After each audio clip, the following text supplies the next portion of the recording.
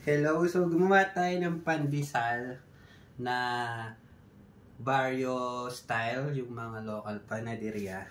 So gumamit lang tayo ng very basic ingredients, pero nag-research ako na gumagamit daw ang panaderia ng dough conditioner para ma-achieve yung very airy and flat and basta yung typical na pandesal sa barangay. So, ito yung result niya. Dun sa kulay, medyo lighter siya than we expect. But the texture is kuwang-kuwa niya. So, malambot na medyo may pagka-crisp yung balat. Yan. So, wala tong milk or butter or tanzong or anything na fancy na ingredient. So, titikman na natin siya.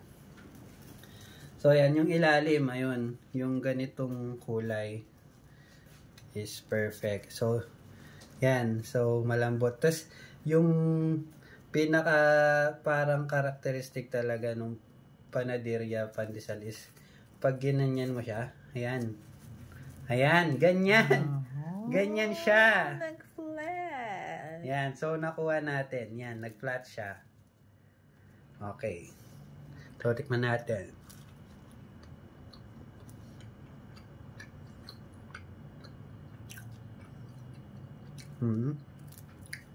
Sarap.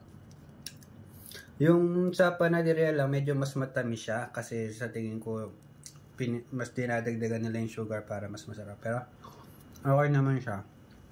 Tapos mag-try tayo magbukas.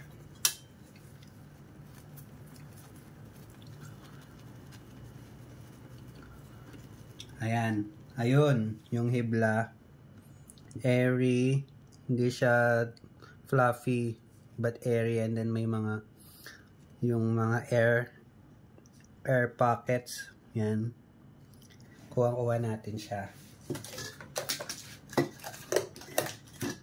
So, lalagyan natin ng butter. This is unsalted butter.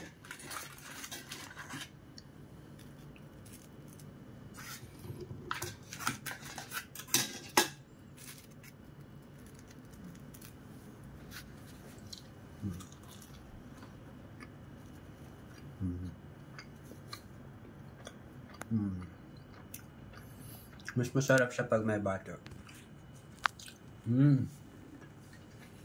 Ito nga siya.